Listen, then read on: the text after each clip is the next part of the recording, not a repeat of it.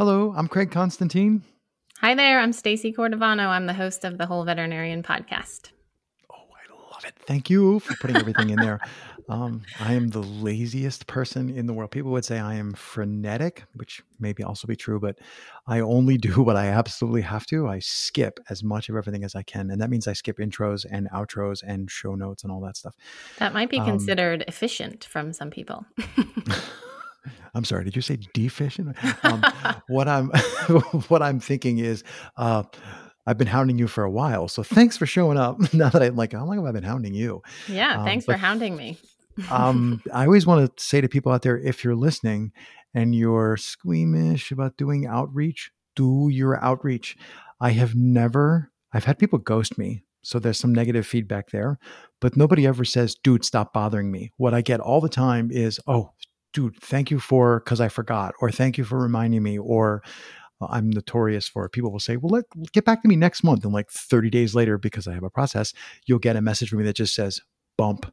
Like that's, that's all it is. It's awesome. I think I need more systems like that in my life. I have 2 little kids. I have multiple businesses, and the bumps are definitely appreciated for sure. Yeah. So you're very welcome. But to people out there, do it. Do it. I do 3. 3 people get touched. Every weekday morning, I will touch 3 people for the podcaster community show, and I will touch 3 people for another show. And then I will do at least 3 people in one of the communities just to check in with members. It's like 9 people get touched every day, and it doesn't take me very long. But the way that I do it is just with a spreadsheet, and I open it up and I'm like, oh, Stacey, right. I haven't, and then I'm like, well, yeah, was that in? And I had to go find, that's in forward link. I had to go find the medium. And then I look it up and it's like, oh, right. She asked me, and it's a month. Hey. And what usually happens is the second or the third time or the fourth time or the fifth time, some people will just be like, I say, hey. And then they show up in the calendar like a minute later. And that's, I really think, we're talking beforehand about like how much process there is to podcasting. Mm-hmm. And that to me has been like, okay, this is relatively speaking, a lot of work to touch all these people and do all the contacts, but it's work that I can do. And I can just kind of like turn that spinning wheel, every day. And if I do that, relatively easy work for me, but that makes the whole thing possible, which kind of astonishingly leads me to what we were supposed to be talking about, which is opportunities. And I'm wondering, when I asked you podcast, and the first thing you said was opportunities. And then you like went into a litany of all these, I think if people are podcasters, maybe they're expecting the kinds of things you would say, but for people who aren't podcasters, there's all these things that come up. And I'm wondering if the magic of those opportunities or the magic that creates those opportunities, do you think it comes from, there's something about podcasting, there's something about audio, or there's just something about like being kicked, like podcasting made you just do something and then that created the opportunities? Like, any thoughts? Have you put any thought into that? I think that new opportunities honestly come from connection, new connections, deeper connections. I think, at least for me, that's where all of my opportunities after podcasting have come from. So podcasting has been sort of a step in the door of meeting new people or new companies or working with different connections.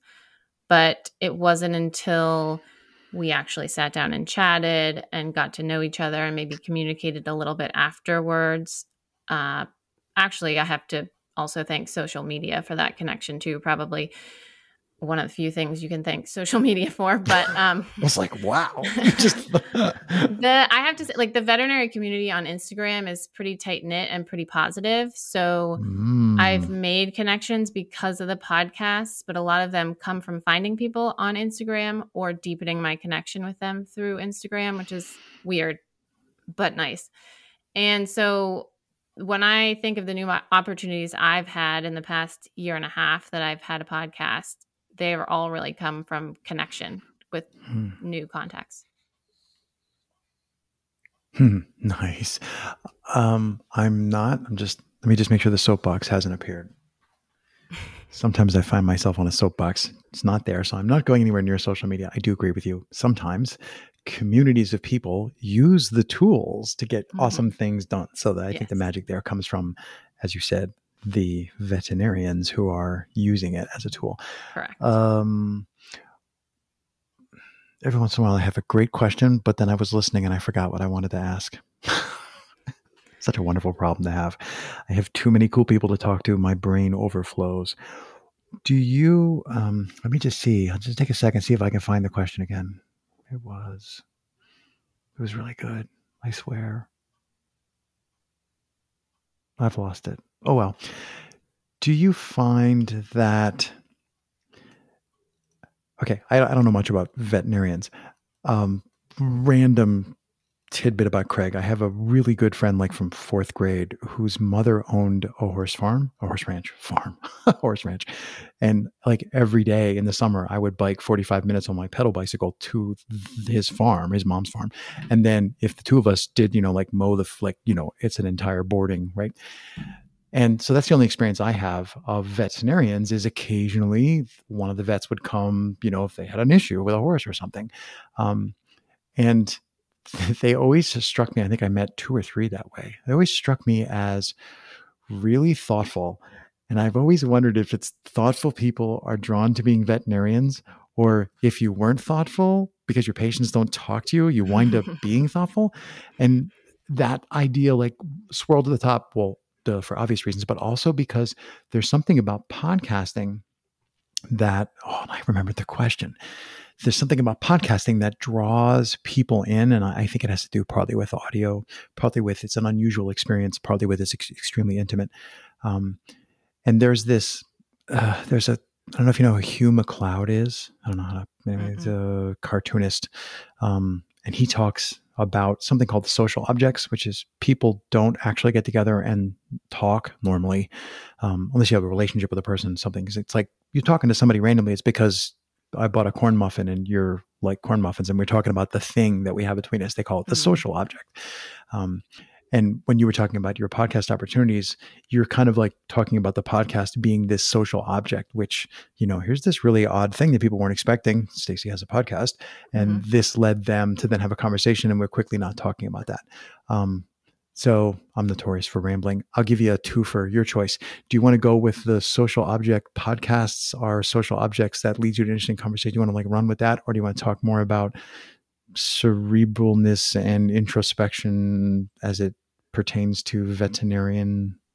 Yeah, I'll touch on the veterinarian sort of stereotype or prototype. I think that it's interesting that you mention a horse farm, because I'm an equine veterinarian, but there's not that many of us. So normally people think small animal I would veterinarians. drop the name but I don't want to drop the name. You probably, we may have met. Well, no, that wouldn't work because you've got to be the same age as me, which means you've been in high school. Never mind. It doesn't work. You can't have been. I probably know who the vets were, but anyway, that's what I mean. Yeah, there's not that many of us equine vets, but I think for veterinarians in general, we are very caregiving and selfless by nature. And it's part of why my podcast exists, because we don't take care of ourselves very well.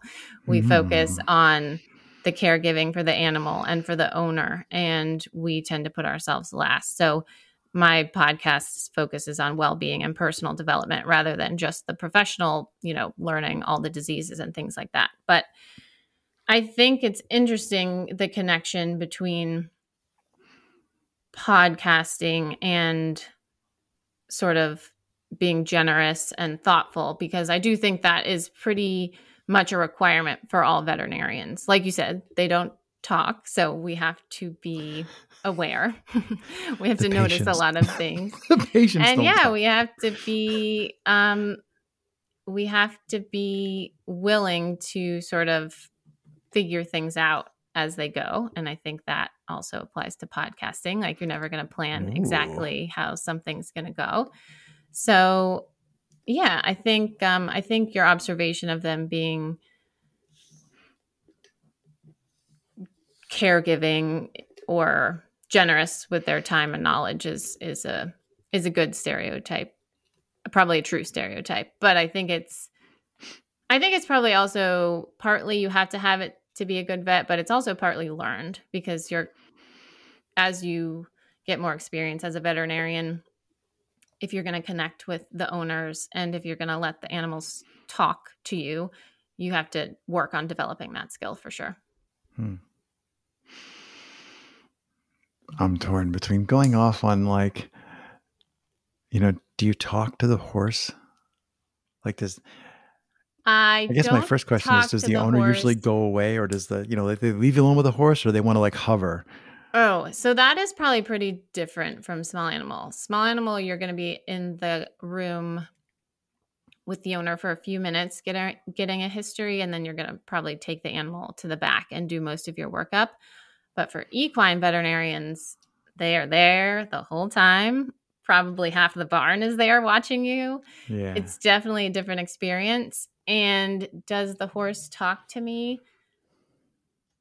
Do you Not in talk to the the like, horse? Do you do I talk talk to to the him? horse? Oh, I do talk to the horse. Yeah, for sure. I think it makes them feel more comfortable. And there is some degree of communication, especially as far as like pain level or certain conditions. You can see a change in their eye or their demeanor. Yeah, there's definitely communication. It's not like the woo-woo, like, do I talk to horses? Like, Horse whisperer. Yeah, it's not that. But there is definitely a form of communication happening for sure. And I'm wondering, I guess I tend to forget. I'm not going to say I spent a lot of time with horses, but compared to the average person, I've spent a lot of time with horses. Like like I know how to saddle them. It's probably been 30 years, but I know how to saddle them. I can ride Western. Like, I can clean hooves and like enough stuff that I'm not going to get in trouble or get killed in the barn. Yeah. Way more than the average person. But I'm just thinking like, there's like people love horses. It's the horse show. People love horses like on a screen. Like, oh, horses are awesome. I'm like, yeah, well, horses are also big and smelly, and I've been stepped on, and I haven't ever been kicked. But like, I'm like, this horse is kind of grumpy and does not want me. Like they are not just big, but they are quite intelligent. But in in like the last 2 feet, there's a different presence there. Like standing next to the horse, like, the only reason that I'm still standing here is because my presence is being tolerated or my presence is appreciated. I've met horses that have things for Diet Coke. It's a long story, but don't open Diet Coke near that horse. Okay. But anyway, sorry, I hijacked your show. I say at the beginning, people are always like, oh, I can't believe you work on horses. They're so big and scary. And I just say it's sort of what you get used to, because I'm way more afraid of a cat that's stuck in a crate. I would never reach my hand, and there are people who are cat vets only, so I think it's just what you get used to.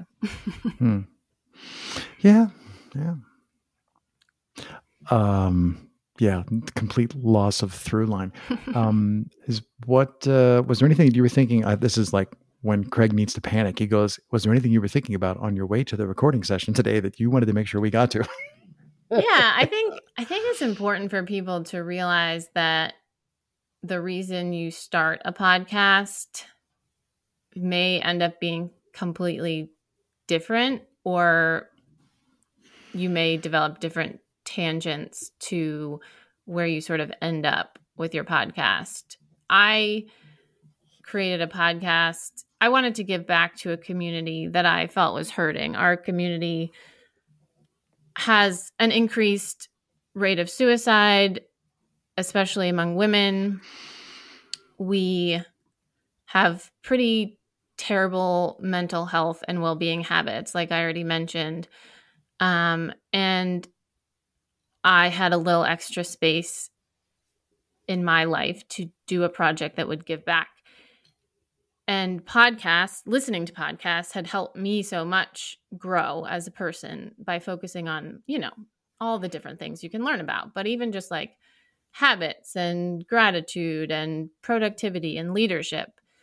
And we are not taught those things in vet school, nor are those things a focus after we graduate. But they're very important to being like whole people, well-developed people. We're so laser focused on fixing animals that we tend to lose a lot of stuff along the way. But I started it as a give back to give vets an easy access to someone who kind of knew what they were going through, but also was learning along with them. And it was definitely an accountability thing for me to continue my personal development journey. And I get to learn about, all the different topics that I'm talking about, because I like to do a fair amount of research before I record. But I was not prepared for all the different opportunities that would present themselves as the journey went along. And I think it's important for people to just keep an open mind when they're going through their podcasting journey, because you just never know what might come out of it. That's way better than me talking. What do you think? How much of how many episodes are you in? I'm in for 41 official episodes, but I think I'm at 50 bonus episodes, with bonus episodes. Yeah. The crowd goes wild. One thing I'm like, that's awesome. So make sure we say that's awesome. People who are in the forum, please comment and tell her that's awesome. So to get that far, you clearly found something, Mobius strip, something that is self-feeding. So something about that, whatever that process was, clearly is driving that continued creation. Is it, and I want to what is that? Is it, the forced accountability, in order to do these things, I have to do some research. So I actually got around to reading, this thing, or I actually got around to finding an answer to this question I had. So is it accountability? Is it the at a girl from the people who are like, yes, please keep, what is it that drives that feedback loop? Yeah, I thought it would be more the accountability. And I think that's great. I think I've realized throughout this that I'm definitely a continual learner. I really like that, but I don't think it's just that. It's definitely the feedback I get from listeners that are like, holy crap, I didn't know what imposter syndrome was.